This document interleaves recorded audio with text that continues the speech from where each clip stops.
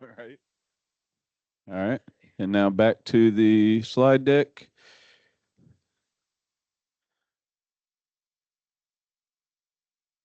All right, ladies and gentlemen, in the sake of keeping us on schedule, it is officially 11 a.m. So we're going to kick this thing off. Welcome to everybody in the room and those online. My name is Alan Graves. I'm the Public Affairs Officer for the Chillicothe VA Medical Center. Thank you so much for being here. We've got a nice set of presenters for you this morning to give facility updates. So before we get started, if you are able, please stand and we will start off with the Pledge of Allegiance.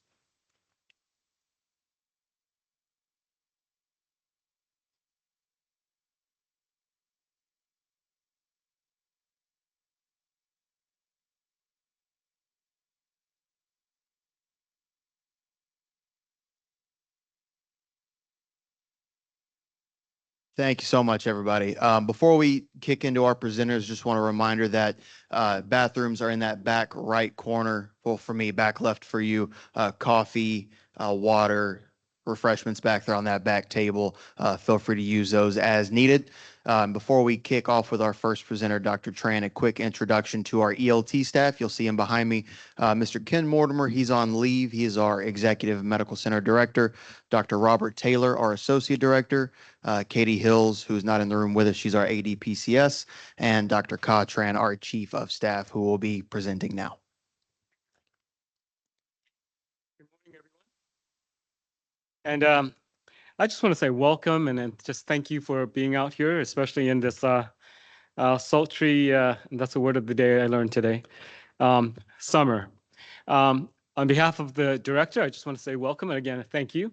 He is enjoying his drive through anywhere from West Virginia, humming along to John Denver's country road and through the roads of Missouri. Before I begin, I just want to share, I mean, before I go into any of the data, I just want to share a quick story that happened this week. So on Tuesday morning, as you can imagine, just driving into work and by this time, the sun is up already, and it's still cool. And I finished my first cup of coffee for the day. And whether it's because of the sunshine or the caffeine kicking in, I kind of have this sense of pride and just full of gratitude to be able to head toward Chillicothe and feeling a sense of purpose that I'm able to contribute to our missions and the veterans. It got me to thinking, though, that with everything that's going on in the world, with everything in over in the Middle East, locally here, but all of those at that moment for me just did not matter. What mattered was my going to Chillicothe, coming into work and doing what I can do to best serve and bring excellence to our veterans. Now that's on an individual basis, but I also reflected on the day before, off of the day before, which was a Monday, that occurred in Wilmington. And before I go into give you a little bit more detail on what happened on Monday, I just want to share a quote from Howard Schultz. If you are not familiar, Howard Schultz is a former CEO of Starbucks. And this is what he said. He says, when you're surrounded by people who share a passionate commitment around a common purpose, anything is possible. And this is why it reminds me of Wilmington, because on that day, and I see many of you that are here that were on that formal grand opening of Wilmington. It was hot. I think it was hotter than even today, but we had 60 people showing up for that event, right? And what I witnessed there was not just individual passion and commitment, but a collection of individuals coming together for a common purpose, and that is to deliver excellence to our veterans. Because that day, we recognized the grand opening of Wilmington, and there we had people from local leadership, political leadership. We have VSO leaders.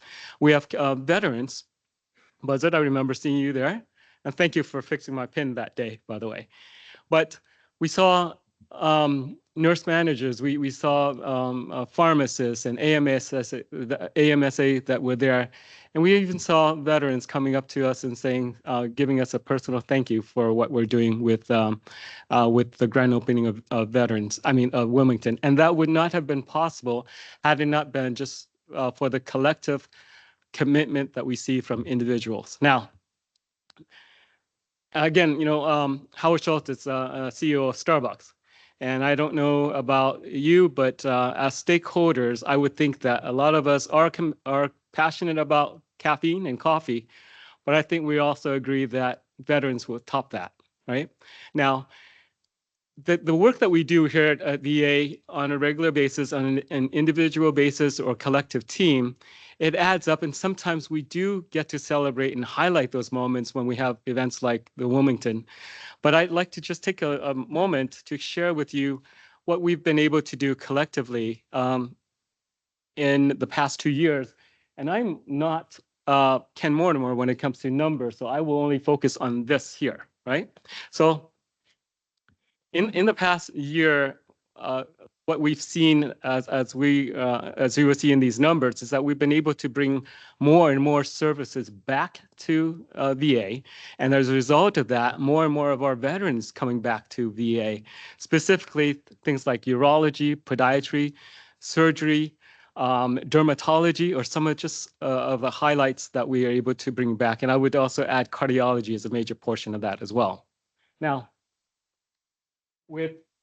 so just focus on this row. Let's do this instead. Focus on this column,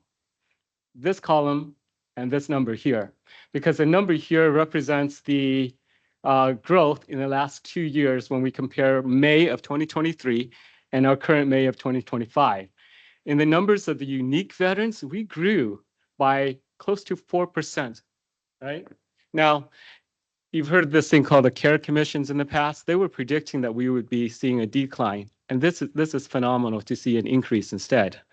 And I think that's a testament to the fact that your partnership, your collective passion with us really bring Chillicothe to the forefront of veterans who want to seek good and excellent care. Okay. We're seeing the number of outpatient visits increase by close to 10%. We're seeing a number of encounters. These are the encounters that VA gets credit for when it comes to our annual budget allocation and so forth. We see that increase by over 10%. And our total admission, thanks to the good work of our COCs and our opening of a Warriors Path and Serenity Square, we've seen our numbers of total admissions as well as our daily census in our inpatient occupation. We're seeing well over 30 to 40+%. I thought I heard a cap, and I would welcome that because that's worth celebrating.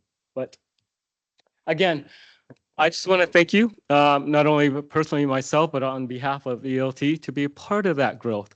Because just like Howard Schultz says, when we have a group of individuals who are passionate, that's great. But when we add our efforts together, it becomes a multiplier, and we see that result in the slides that I'm showing you right now. I'll end there, and at this point, I'll give a chance to my colleagues, a fellow ELT member, Dr. Taylor, to see if he has any remarks. By the way, just a quick reminder, if you have time, please visit some of our tables back there. They're there to give you good information that you can share with your veteran back in your neck of the woods. Okay, Dr. Taylor, thank you, everyone. All right. Good morning, and thank you, Dr. Tran. I don't have a lot to say this morning. You're going to hear some interesting stuff from Ryan Jeter, who is our chief engineer.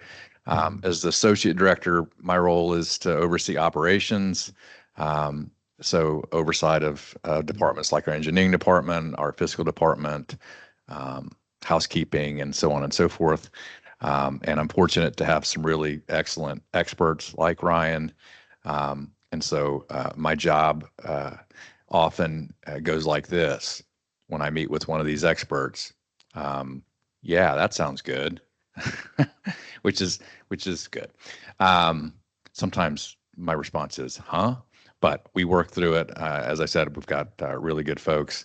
Dr. Tran mentioned the ribbon cutting in Wilmington, an example of a long process, really great teamwork between many different departments. Not to mention the veteran community. And our next major CBOC move or new clinic or move to a new clinic will be Lancaster. And I don't know if Ryan's going to talk about that. I figured he would. So with that, I'll be happy to take any questions after we've presented all our information. Thank you.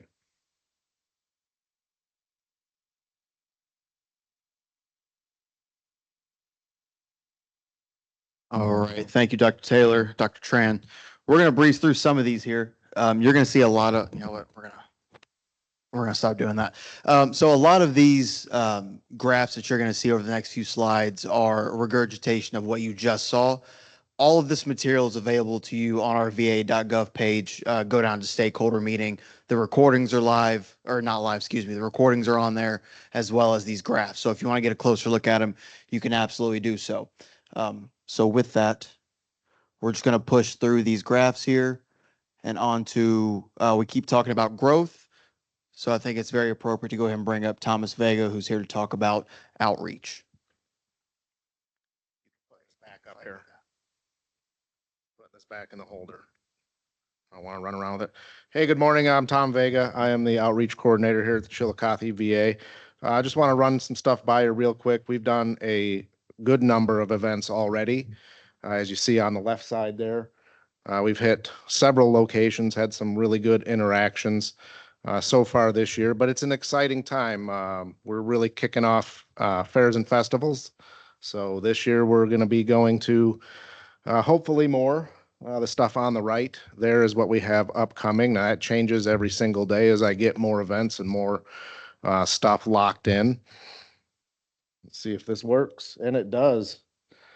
So we kind of changed things up a little bit based on last year's interactions. We're going to do more focused events. We're going to be targeting veterans where they are, and we are going to be partnering more closely with VSOs and organizations like the VFW, AMVETS, and the American Legion, because we're all in the same fight, right? We're all struggling to get folks to sign up for various reasons.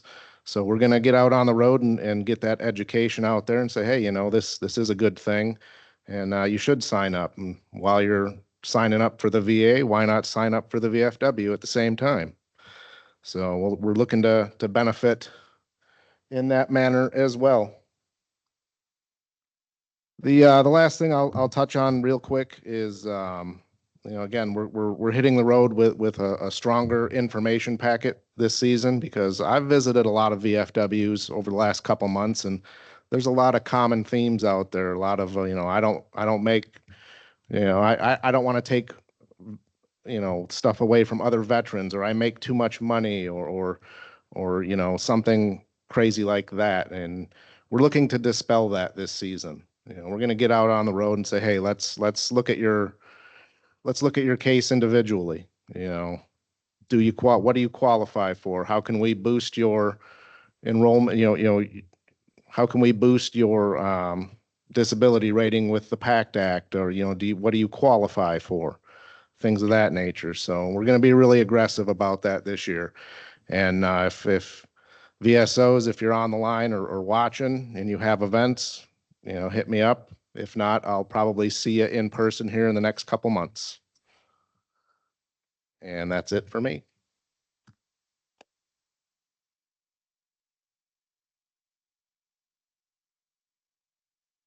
All right.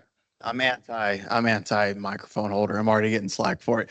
All right. So you saw a lot of great events coming up in that last slide. The one thing we really want to bring your attention to, you'll see the flyers here, as well as the new graphic, and the graphic over in the corner of the room is our 17th Veterans Appreciation Night. Last year we had our centennial, and we bloomed the event to be an entire week. We're not quite continuing that, but we are blossoming for sure what we do on an annual basis. So instead of just the one-day event like we've had in the past, we have things going on throughout the week, but on a limited scale. So things like our trolley tours, which we'll get into in a second. But this is our big event every year. We've already got, what was the number, 700 roughly, Terry? So as of this morning, 700 registrants for this event already, which is triple what we usually have at this time. So this is our big event, and it is going to be huge. And this is what it looks like. So we'll start with the 5K at 9 a.m. The registration is already available online. Historical tours, Mace House tours, family activities, those things haven't changed at all. Live music and food trucks. 7 Mile Bluegrass will be out bringing music. Info booths as always. And then that all culminates with our paints game and then fireworks after the paints game. So this is looking like, outside of the Centennial last year, this is looking like it might be our biggest one yet. So, revamp to our design. For those that have been at this facility for some years, again, this is our 17th year of Veterans Appreciation Night. So that means 17 iterations of our Veterans Appreciation Night shirts. This year we gave it a revamp.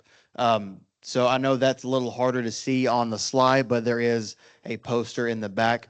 This is our new design. So our design for t-shirts is going to change every single year. So they become more of a collector's item instead of just having the same design with a different color. And you'll see once you take a look at that board, a lot of forethought went into this design. So we're really excited to get those rolled out. We should be receiving those very soon.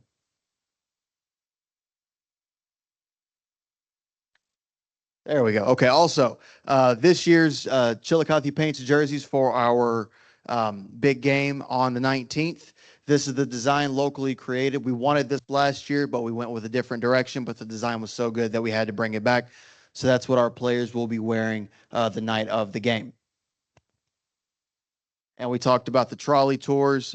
This is not surprisingly selling out very, very fast. I know Saturday the 19th is completely sold out already, and the slots during the week are selling out really, really fast. Dave Hawk does a great job of putting this on. If you have the opportunity to check out this trolley tour, it's about 2 hours, starts and ends here at the VA and goes to a couple of different sites close by. Great information if you're a history buff or interested in the history behind this facility. This is a great place to start. But again, seats are selling really, really fast. So make sure you get on that as soon as you can. There are literally 40 spots left for that whole week.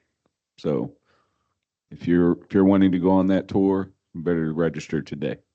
And that registration is available on our website as well. Speaking of registration, we went too far. 5K registration is also available. You can find that link on our Facebook page, on our public-facing webpage, and that's going to take you to the registration link. So that's the big thing coming up to really dive into, not related to facilities. So we'll jump right into our presentation from our chief engineer. Maybe. There we go, Mr. Ryan Jeter. It's all yours. Thanks. Like I said, I'm Ryan Jeter. I'm the chief engineer here. Oops. Okay. So the first slide up here, as you all have probably heard, VA's starting to initiate this thing called electronic health records. It's kind of a big deal. So one of the things that we're doing to get ready for that here is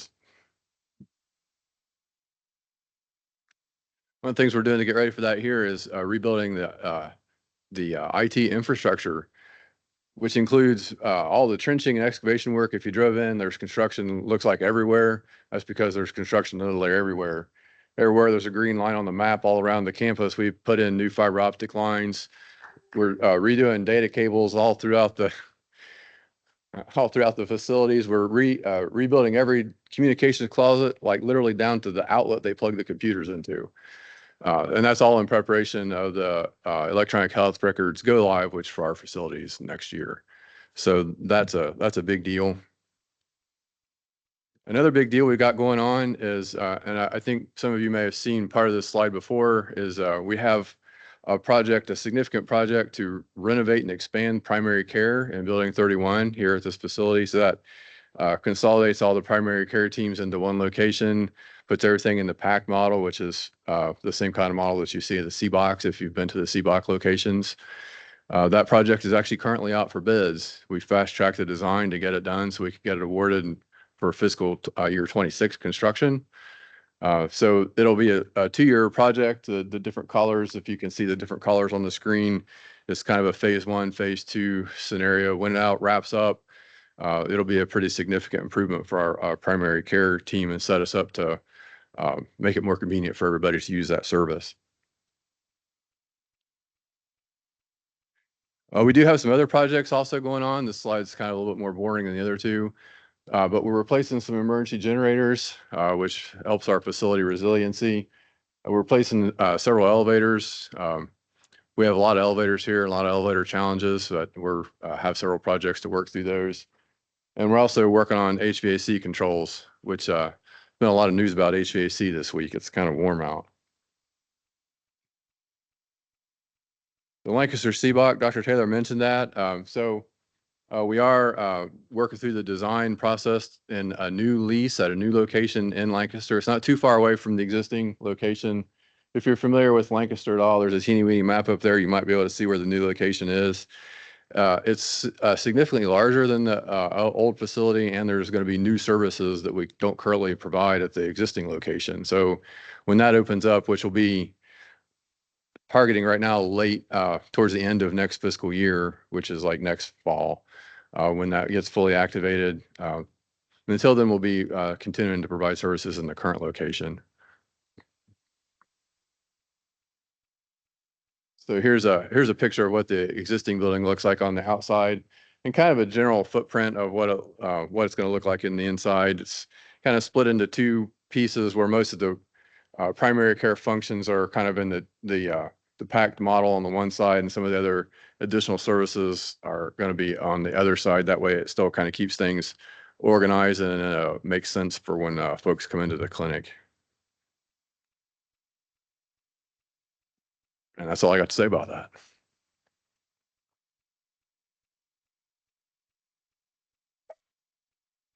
All right, thank you, Ryan. We're gonna move right along here to talk about Heroes Hope. Very exciting program. Our Assistant Chief Rec ICC, Assistant Nurse Rec ICC. It's in there somewhere.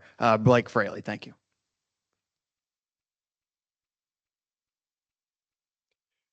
Good morning, everybody. So as Alan said, my name is Blake. I'm the Assistant Chief Nurse for Rec ICC, and I created the Heroes Hope program here at the Chillicothe VA. Now, how I found out about this program, it was originated in Cincinnati, and I'm involved in the VA Innovators Network, and it came across my desk, and I immediately jumped into action to see what was going on with the program and how I could bring it here. So just to give you a little bit of insight on Heroes Hope, it's a program that grants final wishes to veterans on hospice care. We go to them and see what their wish is, something that they've always wanted to do, or anything of the sort. So with that, I brought that to our director, our ELT team. They said, Blake, how quick can you get this going? And I said, we can get it done by the end of the week. So we jumped right into it. So basically how it works is there's a playbook that was created through Cincinnati. And with that, we evaluate our residents who are on hospice or get transitioned to hospice care. If they're appropriate for the program, we grant them a coin that was created for the program. I have one here for a frame of reference. I'll send it around momentarily.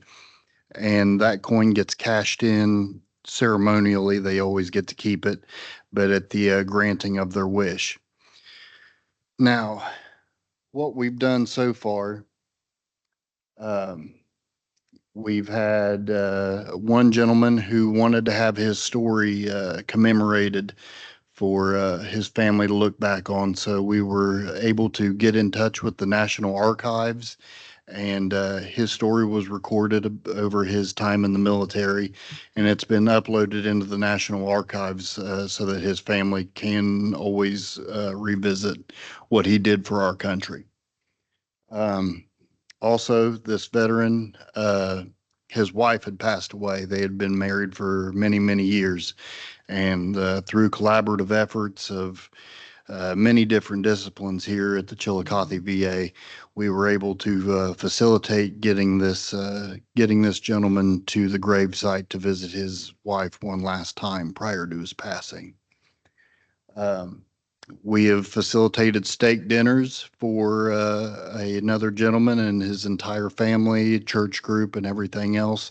And he was also met with a personal concert by a local musician and an employee of the medical center who was able to play, like I said, play a personal concert for him and his loved ones. And it was a very, very touching experience.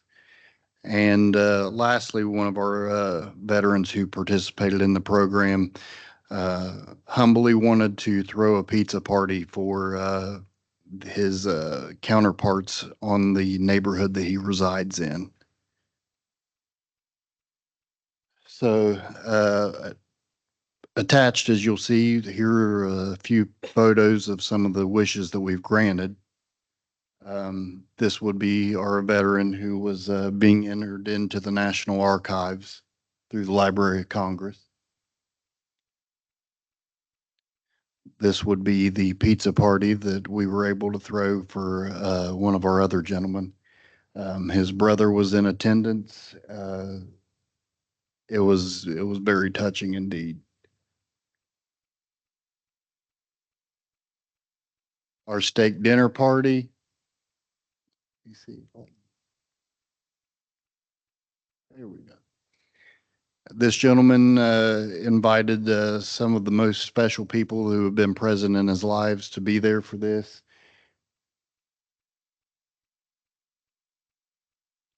And lastly, there he is with one of his coins that he received.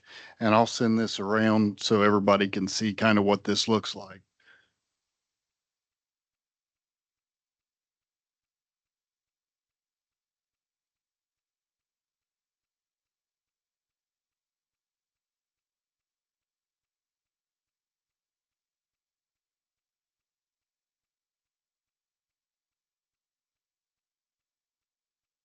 So that's where we've been, where we're going. We currently have one of our residents involved in the program, and this gentleman's wish prior to passing was he is a very, very large supporter of President Trump, and he asked that he be able to meet him.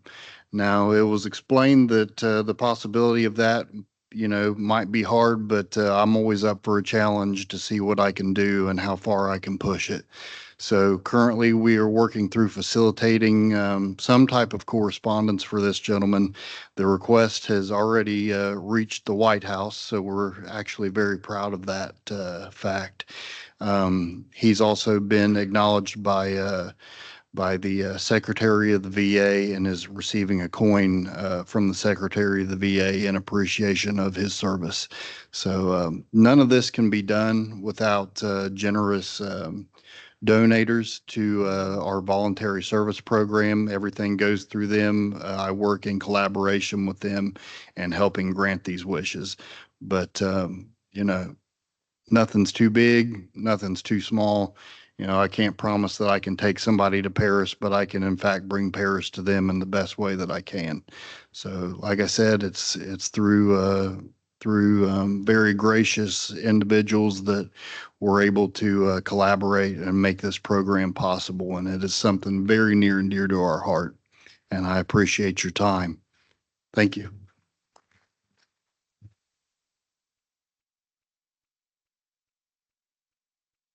Thank you very much, Blake. A truly noble effort that Blake is spearheading. Speaking of noble efforts, somebody spearheading, we're going to jump into our veteran experience with Sarah Spikes. Hi, good morning. My name is Sarah Spikes. I'm the chief of our customer service department and our veteran experience officer here in Chillicothe. So today I just wanted to share some data with you guys. It's not to bore you, it's just to share this information with you so you know what our veterans are saying about us. PATSR, that stands for our Patient Advocate Tracking System. So anytime a veteran comes in to either give us a compliment, share a concern, or make a recommendation, we put that feedback and data into our PATSR system.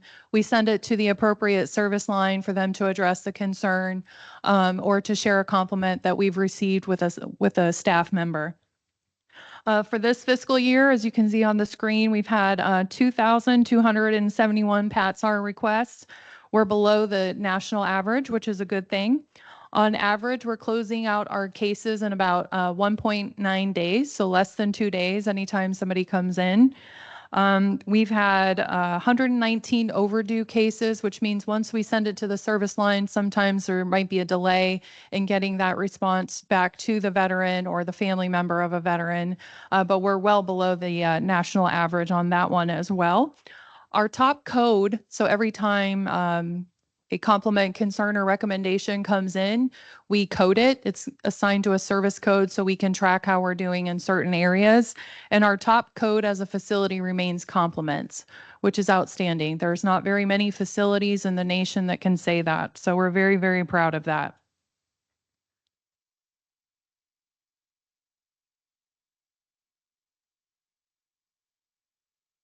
Went too fast. Sorry, guys. All right. The VA has two main surveys that we send out to our veterans. One is called Veteran Signals. So on the screen, you see V Signals. That's an electronic survey that a veteran can receive after their visit. It can be an inpatient visit, outpatient visit, a visit with one of our community care partners, primary care visit, specialty care visit, all types of visits. So this is how we're doing for the year. We are in, sorry. We are in blue. The VISN, which is other facilities in our area here, Ohio, Michigan, and Indiana, is in the middle column in orange. And then the gray number to the far right of each one of those domains is the national average. So you guys can look there and see for our outpatient surveys, we're doing very well. We're doing better than both our VISN partners and our national partners. This slide here is just a representative of how we're doing this year compared to where we were last year. So on the blue is this fiscal year, and in orange is how we were doing last year for our V-Signal surveys. And you can see that we are doing better than all of our domains. We're tied for where we were last year for employee helpfulness, but we're continuing to work on that.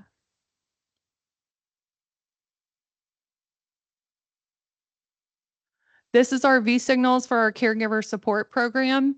And again, you can see that we're primarily doing better than our VISN and national partners.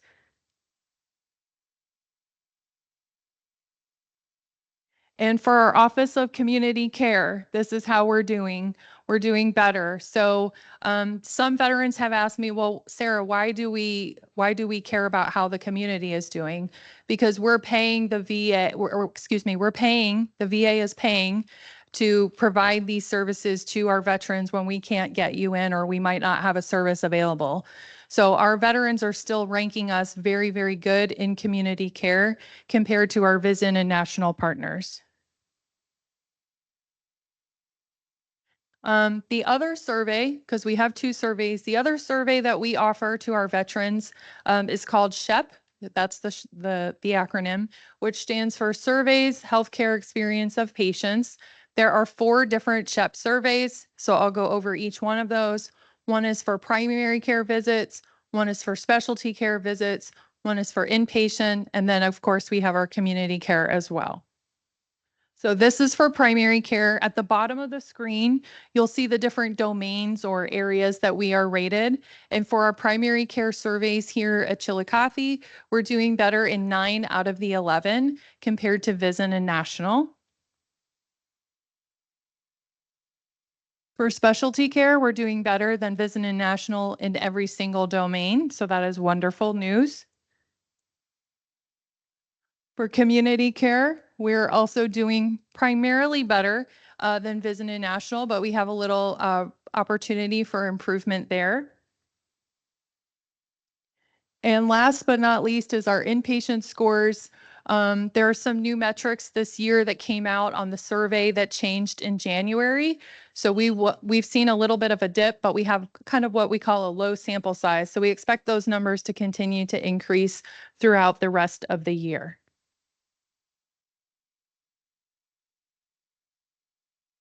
Thank you.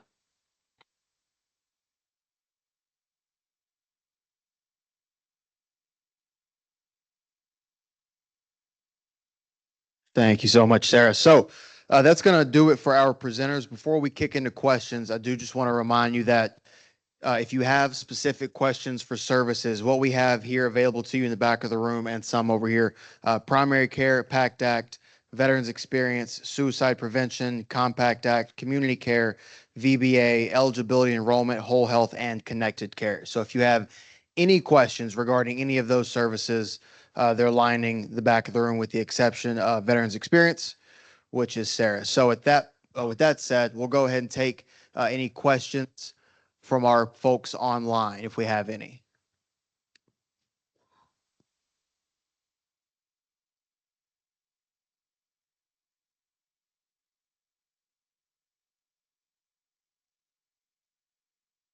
I'm not seeing any yet, Alan. Okay, so with that, we'll take questions here in the room. Terry's got a couple of microphones, so we want to make sure we get a microphone to you so the folks online can hear your question as well. Don't be shy. Got one here in the front, Terry. I'm Tom Yeager, and the reason I clapped during Ryan's presentation about the IT infrastructure is I used to run the IT department here and is badly in need of it. So I'm very happy to see they went through it. I had two general questions. One was I'm on the board of directors for Portsmouth Pride, and we were very disappointed that Outreach was not able to come out to us this year like they did last year. Is that something that is not going to happen for the next 3 years as well? I can definitely answer that for you, sir. So, anytime we can't get out to an event is a bummer for us. But the recent administration published their guidance on what we can and can't do, and it just so happened that that type of event is no longer an option for us. As far as will it continue, I can't answer that. The administration's guidance thus far is no events of that nature. Would we be able to get materials to have at a different booth? Absolutely. I can supply you with all the PACT Act information you want, and there's plenty of information back at the tables for whatever need you have. Thank you. Yes, sir. And I had one more question about a announcement that was put out recently about VA medical providers being allowed to discriminate on certain areas such as political or affiliation or whether or not they're married, that sort of thing. And to be honest, I don't expect that to be a problem because all of the medical providers I've known here have been dedicated simply to providing care to the veterans. So I don't expect that to be a problem. But I was curious as to whether or not that has any issues have come up with that or whether or not you expect any. So I'll speak just from the public affairs perspective. We did see that article from The Guardian that's already been pushed out as disinformation. There's been nothing from our administration that shows that to be true. That's just what we're seeing on our end. Dr. Tran, if you want to expound on that. Yeah, so that is a concerning piece of misinformation that came out, and we dealt that very swiftly, even at the very top level of leadership. I know personally that I attended a National Chief of Staff meeting where we put forth clarification that that is not the case. We continue to treat veterans regardless of their marital status or identity. Yeah. All right, any other questions? Hands up. There in the back. Go ahead. Yeah, my name's Dennis Maxwell. I'm very interested in the gym pool. We've got 4 gentlemen back here right now. They're daily gym pool swimmers. There are countless others that wish they could be here that are not. What's the status? Ounce of prevention, all that, mental health, physical health.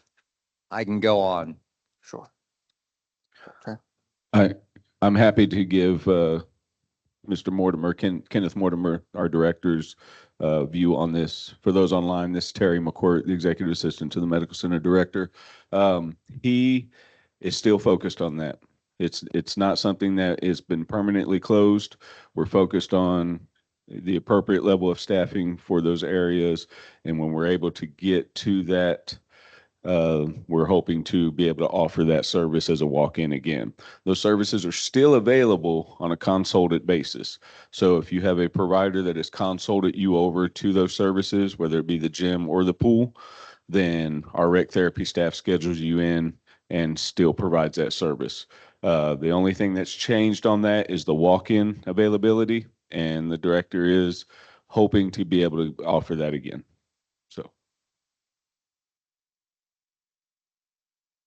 Believe we saw a hand here in the middle on the back. Yeah, I think my name is Dave Porter and I'm part of this clan too. But first of all, when the pool closed, I remember it like it was yesterday because it was on a Tuesday. I just left and I got a phone call saying, don't come tomorrow because it's not open. So I guess my primary concern with it, well, not primary, but there's a way it was closed or the way we got notified that it was closed. And of course, a lot of us back here, we developed friendships over the years and we hang out. And actually, a lot of us are doing the same thing we were doing here, just at the Y. But there's some of us, and I'm not one of those, but there's some of us that were swimming here and working out here on a regular basis that can't go to the Y because of the water temperature difference and stuff like that. So there is an awful lot that goes into having that building over there empty when some of these guys could be in. I mean, there are people in this room right now that would not be in here if it wasn't for that gym or some other avenue. And the other thing I wanted to say is I've been coming here since 2014. I cannot find a complaint. I can't find a complaint, even with the gym. I'm grateful for the VA. I'm grateful for the staff. I have been treated with nothing but respect, and I am grateful for it. I've had private insurance for over 35 years. This is far greater. So if you're a staff member here, thank you. We appreciate that. We really do. I think I saw a hand in the corner here. And Terry, maybe this one's for you. Ryan Blackburn with Jobs Ohio. Any internal impact with early retirements, workforce cuts, things like that, with the new administration that you can talk about, and anything we can do to support? If he's comfortable with it, I'm gonna turf that to our acting medical center director, Dr. Tran. So overall, I could speak probably more to our facility here. Maybe besides the pool, we haven't really seen any major impact of our services. In fact, like I said, in some of the points earlier that we've spoken, we've been able to bring, in fact, more services to Chillicothe. Yeah. Thank you.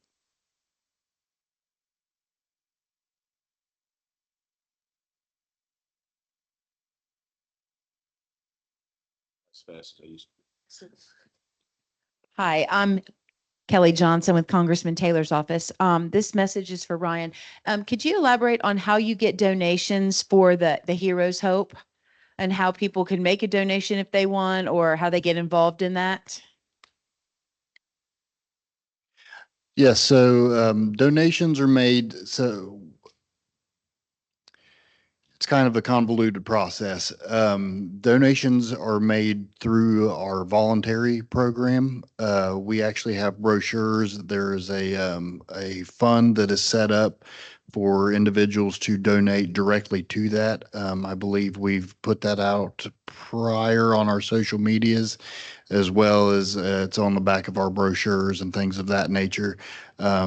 Those funds never, are not touched by myself. If the wish is something that requires direct monetary funding, we get involved with voluntary, and they arrange for it on that side of the wish granting. But we have a direct fund set up through voluntary, and I can get you those QR codes or uh, essentially points of contact for that purpose.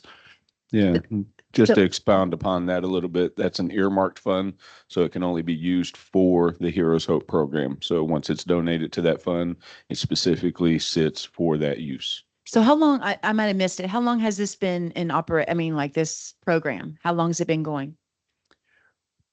This has been going on roughly about 4 months now. It's relatively new. As I said, I heard about it through the VA Innovation Network and kind of took off running with it. Saw how, I stayed in regular communication with Cincinnati where it was originated, and kind of did what I could to retrofit it to what we were doing here at Chillicothe. And there are already other sites replicating what our two sites have done, but it's spreading. But I'm proud to say that we were the first to replicate and get involved in this facet for our hospice veterans. Thank you for what you've done, because those were really great wishes. We're very proud of it, and we continue to hope to grant as many wishes as we possibly can. Sellers. Yeah, I'd like to know, are we going to continue to have satellite stakeholders meetings, or are we going to bring it back here locally on the site and familiarity with what we've got in comparison to what you get from the satellites? It's as far as I'm concerned, individual feels probably more comfortable in bringing anything to your attention if it's here instead of an outside venue. I do like that feedback. We are still gonna try a couple of the satellites. The next one, we are actually going to attempt Washington Courthouse. The director really likes bringing them to your communities, and so we're going to continue to try that. But to your point, we need the support, right? So we're covering 17 counties in Ohio. So when we take it on the road, we still would like you to show up, come join us in those communities, get the word out. We're going to be working with individuals in those communities to market it. So to your point, the satellite stakeholders meetings have not gone well. The attendance has been poor, and we're aware of that. We're watching that, but we're going to still attempt a few more. But if the attendance stays low, then I do foresee us just pivoting back to on station only. So. But also, I think that having it here keeps you from getting out there running around getting too many of them free dinners and things. You're breaking my heart. Tom, any other questions online? Any more in the room? Go ahead. Yeah, I'm Brian Johnson, commander for the VFW District 12. One of the problems we're encountering when we come here, voluntary services sends notifications over to the wards when we try to do events here in Building 9. Like we want to put on a bingo and a cookout on the 5th. It's a Saturday from 11 to 1 for the veterans, so they get a home cooked meal. We can barbecue for them and everything.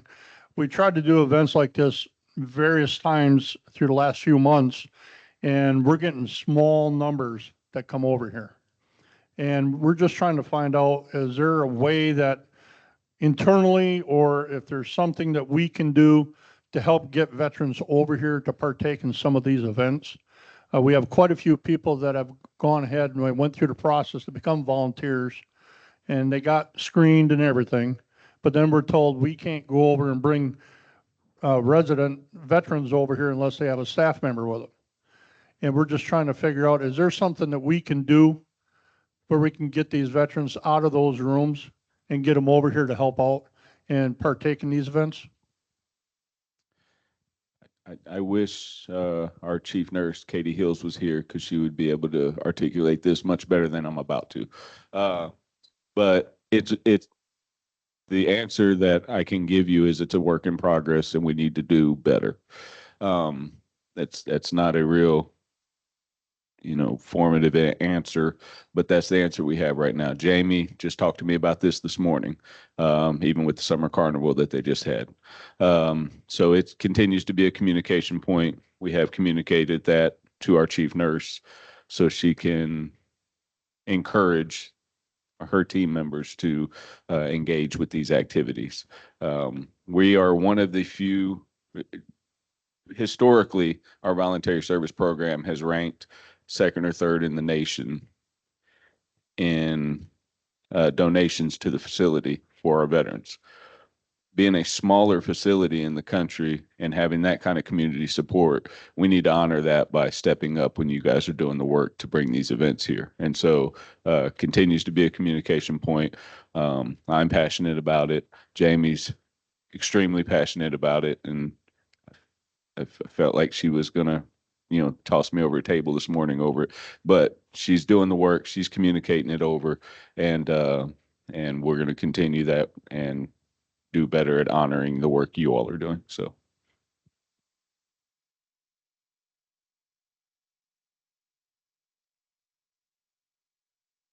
Hello, everyone. My name is Jeremy, and I'm with Senator Bernie Moreno's office.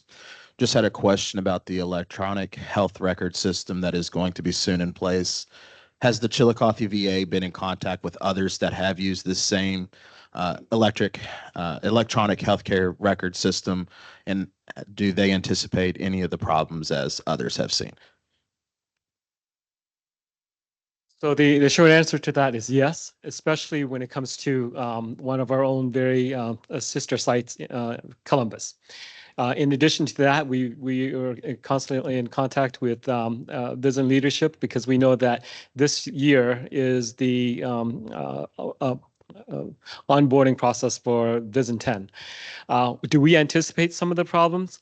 Again, the short answer is probably yes, but the good news is more likely to a lesser degree because we've been able to participate in assisting our partners and have been able to learn from that. On top of that, the onboarding, the rolling out team, they've been able to collect input from various sites and been able to address that even preemptively. Right now, we're right in the midst of a current state review as we speak during this week. And that gives an opportunity for our frontline leadership to give feedback to Oracle and Cerner. What concerns locally that we're anticipating, and then hopefully get some of those answers resolved before we actually go. The other good news is that we've been preparing for this. Chillicothe has been preparing for the past 3 years. We're pretty disappointed that it was on a pause, but I think we made very good use of that pause time to, again, regroup, learn from previous sites such as, like I said, Columbus, Hines. We sent people up there and they're coming back. Many of our informatics leadership were also detailed to some of these events, and so they're able to bring high-level expertise back to locally for us. Thank you very much. Any other questions here in the room? I guess a little bit of a follow-up here. Sorry, Kelly. Do you anticipate a time frame as to when this would go live? I know that the fiber optics are currently being placed and the network, the groundwork for this to go in place is being implemented at this time, but do you have an estimate as to when?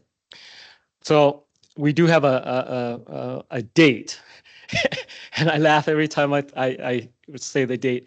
It's June 26, 2026. And all I see there is 666. So see that as an omen, or if you want to say it, see it other way. But again, there's a plan in place where even preceding that, we are having a constant training that allows our super users and our users to be in an environment we call it the sandbox, where they actually play with the system. And then we are systematically ramping down so that they can see less patient in the preceding weeks as they're learning and utilizing that system in the process. And then we go live, and then we have a timed ramp up so that we are minimally affecting any backlog when it comes to patients' care. And I think that's important to know, because that's one of the things that we learned in the past, is that they're in the previous sites, they don't have that set of ramp down and ramp up the way that it is right now. And even though ramp up and ramp down, we have a baseline for the facility, but depending on which service line, that can be quicker than that baseline too. Okay. Thank you. Yeah. Feel free to conference more. If I have any more, you'll know. Yeah, well, All right. Any other questions? Anything online? All right, folks. Well, if you do have any questions again for our team of experts in the back, feel free to use that time to your advantage. Also, there's a whole tray of cookies that we can't take back with us. So make sure those disappear as well. We appreciate your time. Thank you for coming out.